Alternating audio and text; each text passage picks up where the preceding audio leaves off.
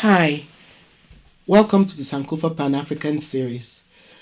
We're pleased to have an awesome writer whose novel, The Day Must Come, will be our focus today. In this novel, a woman receives a letter a few days before Christmas in 2007. The letter forces her to confront a secret that she has kept since 1960, which now threatens to destroy everything that is precious to her. But before we meet the author of this riveting novel, please click on your subscription and notification buttons. Thank you. Chineme Emeghara, the author of The Day Must Come, was born in Enugu, southeastern Nigeria. She moved to the UK in 2006. Her love of reading was fostered in her at a really young age by her father, who took her on weekly bookshop visits. These early impressions we make on our children can be very, very important.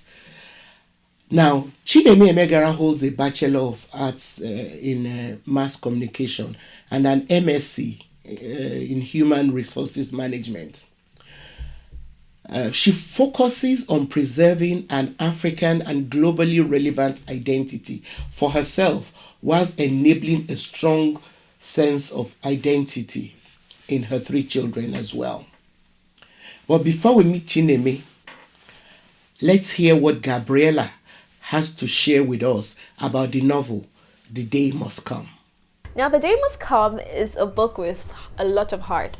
Readers are able to feel everything Chioma does, her pain, her guilt, and even her shame. The author is so masterful at storytelling and is able to carry the reader along through every chapter of the book. The book moves between different time periods, particularly the 1960s and the mid-2000s. Different important topics are discussed in the book, such as racism, rape, trials of womanhood, particularly how society views single mothers or women who get pregnant outside marriage. Also, we're able to see the beautiful friendship between women. Even though Chioma and Atinuke did not always see eye to eye, Atinuke put her feelings aside and helped out when Chioma needed her. It is also interesting to note that readers do not learn Chioma's name until the 5th chapter. The Day Must Come is an absolute delight to read. It's available on Amazon, Kindle, and Audible. Thanks, Gabi. Hi, Chineme. Really exciting to have you on the Sankofa Pan-African series. So, one of the things I find most fascinating about your novel, The Day Must Come, is the fact that Chioma, the protagonist, is not named until about the 5th chapter. Yeah. It's a rather intriguing style, I think. Intriguing style. So, was it intentional not to have Chioma named until your reader are so far into the story? Yeah, and I think that's interesting. I think I found that question interesting in itself. But it did reflect the type of reader that I am. I think that was where that came from, because I immersed myself in the story. So what I tried to get the reader to do was to understand who Chioma was, and almost at that point name her. And from that point onwards, you could see that the name was used in that sense. And by chapter 5, that was a culmination of her experiences. So actually her experiences were the quite opposite of her name in that sense. But for me, it was more important that the reader got to know Chioma through the many lenses that we saw up to that point. I think it's a brilliant style. I mean, as a writer myself, I'm like, wow, this is something you must have really thought about. And then you must have actually deliberately also resisted using that name. And I can just imagine, all the play, having to choose, the nouns and things like that without giving. Absolutely. It's brilliant. Thank you. I love it. Oh, fantastic. Now, Okay, so you're going to share an excerpt with us before we I will. take a few more questions. All right, brilliant. And I've got the book here now, which is good. Yes, So I'm going to read from, I think, chapter 5, and you let me know when you want me to stop. Give us a background to the part that you're reading so that we can put it in perspective for us. All right, brilliant. So leading up to the part I'm about to read is we get to know the character Chioma, who is the main character in the book. We get to see her through the eyes of her family. We get to get a glimpse of what the story is centered around, and the build up to that. And I think for the reader, and the feedback I've had is around, it spans across different times in her life. So we begin to travel with her and know her really well. I think chapter 5 is an interesting one to read because at that point we know what has happened. It is by that time she has got the letter that is yes, to tear her family apart. Absolutely. So she's got the letter that will tear her family apart. She's then forced to confront things. What happens is the build-up of the story, which I won't give away at this point. But then this chapter I'm about to read, or parts of it, sort of show some of the raw emotion that comes across in the book, and some of the really difficult topics that readers may find. Yes. So I'll start then. I have been feeling funny for the past few weeks. It must be the salad I had at the cafeteria. I have been in such a daze, going from day to day. My routine being lectures, my room, lectures. Attending my lectures kept me from going mad. The good thing was the lecturer seems to have some sort of pact to wear us out. I just needed to keep going. I haven't spoken to Atinuke since that night. I barely slept after I came back. I kept drifting into sleep and then reliving the whole experience. Finally, rather than sit in my room, almost losing my mind, I got dressed and went for my first lecture of the day. I was in the lecture room, but I wasn't there. I did not speak to anyone. I just stared. My mind was blank. The funny thing was, once I was awake, I could not bring myself to think about what happened. However, back in my room, once I drifted off, I felt his arms pinning me down. I think, however, that going for the lecture the next morning is what helped me keep my sanity, if that's what you choose to call my present state. I avoided Atinika like the plague. She came to my room a few times, and since I refused to open the door, even though she knew I was there, she got the message and let me be. Today, I will go and see my GP if they can accommodate me. I went off, and for once since I enrolled, I could see the doctor 45 minutes after I got there. Someone had cancelled. Seeing the doctor, he asked me a couple of health questions and sent me off for some blood tests. The test results will be ready in 4 days, I was told by the cherry nurse who took my blood samples, and off I went to school. I've just gone back. Was it only 4 days ago that I thought my problems could not get worse? If this was juju sent from home, it was working well. My life was going from bad to worse. I had just come to collect my tests, and the doctor gleefully informed me that I was pregnant. How could I be pregnant? As the doctor said those words, I fell back and stared at him. Mama, how could I explain this to her? All her dreams broken, the shame, the disgrace. Who would believe my story? Yes, I went with Ben. Did I know this would happen? As I sat with these thoughts running through my mind, I realized the doctor was still speaking. Dr. Henry Smith. I remember his name as clear as day. He was asking if I was okay. I didn't see anyone and I just walked out. The campus surgery was a good 30 minutes from my halls of residence, and usually I would take the shuttle. But today I just walked. I found myself in front of the hall. Who would I see but Atinoke? As soon as I saw her, I burst into tears. I wailed, I screamed. I was panting with each wail. The halls stood still. It was all eyes on me. I could not be bothered. I was utterly devastated. What had I done to God? What was my crime? The only night I decided to let my hair down, I got raped.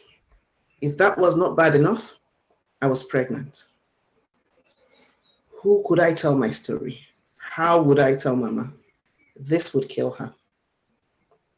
Atinuke stared for about half a minute.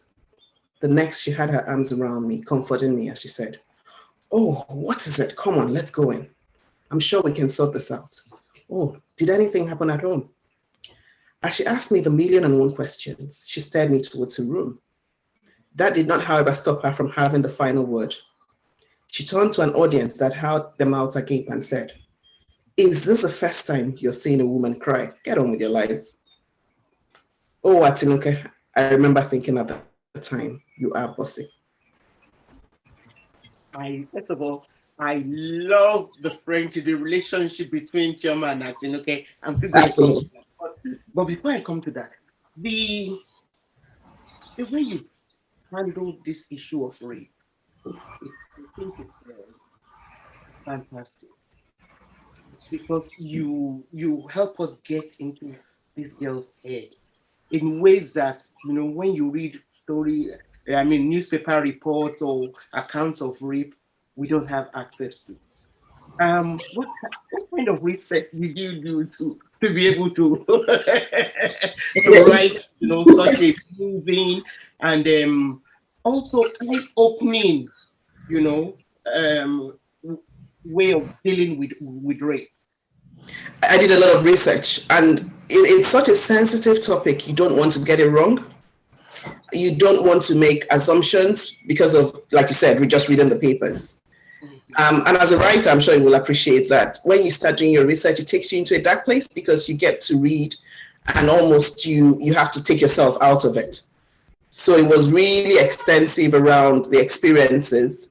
It was around research around how women feel. It was around research around universities and what happened within it. And it was that global lens on things as well. Yeah. And sadly enough, it is... University. Sorry? In Oxford University in the UK.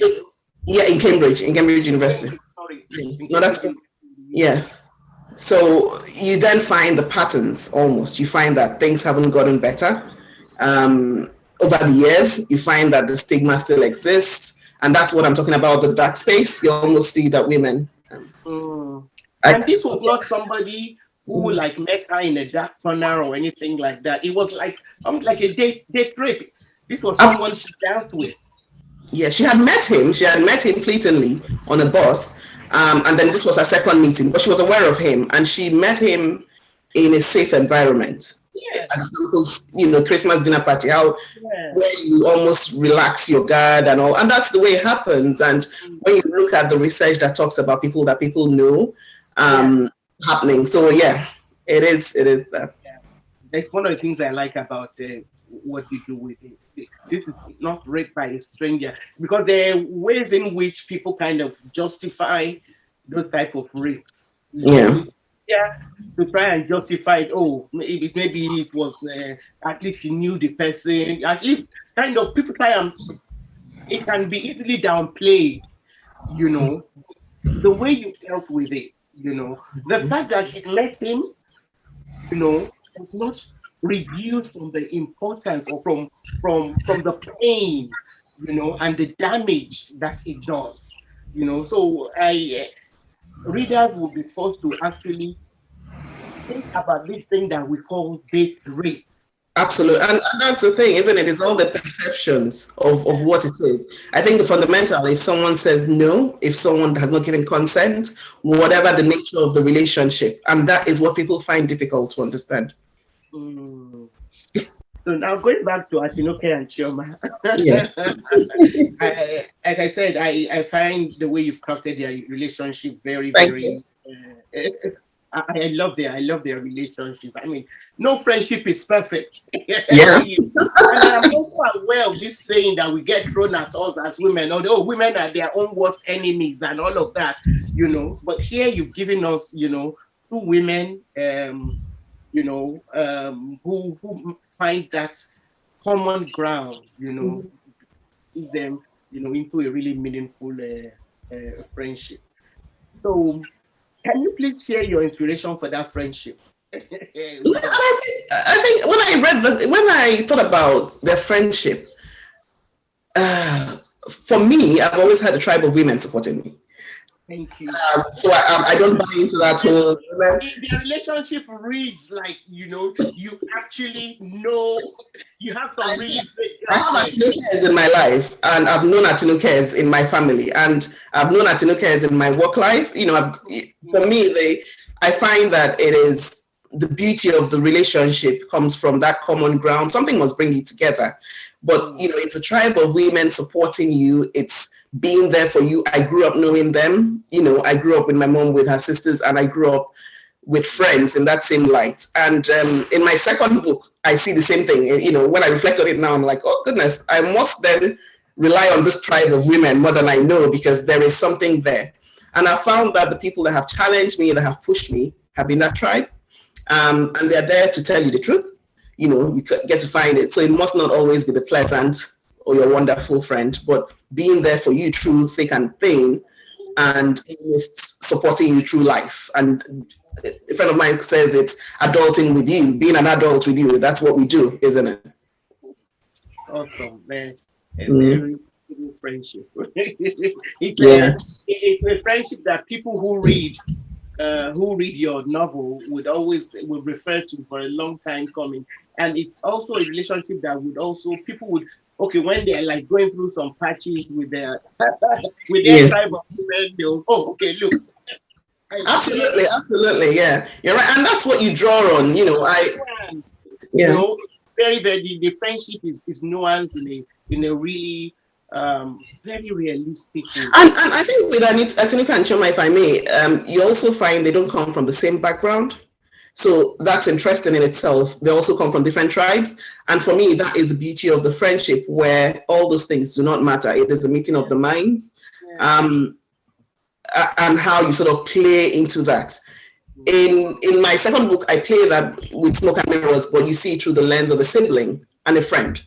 And it's the same support. It's the same, support there for you and taking you through things. And some of these other things don't matter, because once you have that common ground with someone, there was something that you click around. Tribe, race, all those things do not matter. It's your, the meeting of the minds, so to speak. Yes. Thank you. Now, my next question is stemmed from the fact that Chioma does not report the rape incident, and I'm wondering how much of a role does her skin color have played in her silence? That wasn't the dominant reason at all. Far from it.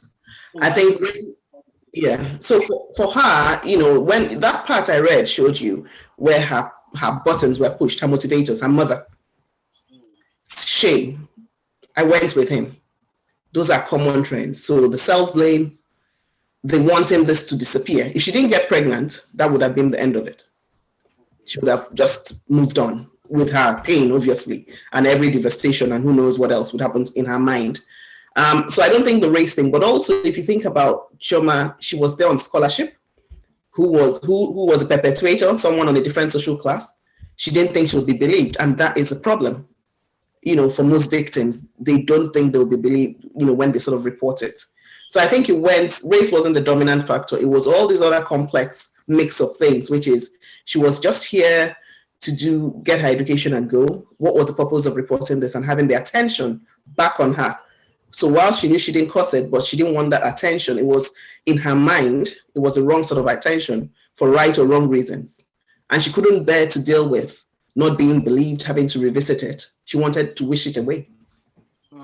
Thank you. I look forward to reading more from you in the near future. Thank you. Yeah, definitely. I've got a second book, Smoke and Mirrors, so that's out as well. So yeah. I didn't think it was in January. Smoke and Mirror. Okay. Yeah, Smoke and Mirrors, yeah. Where can viewers pick that one up. It's on Amazon and Audible. It's on Amazon. So you've got this, The Day Must Come, and then you've got Smoke and Mirrors. So that's on Amazon and Audible as well. Because for me, accessible reading is very important through all the channels. Yes, yes. Well done. Thank you. Thank you very much for the time as well. Thank you for watching. Don't forget to subscribe to the Sankofa Pan-African series channel. Like our videos and please share them with your contacts.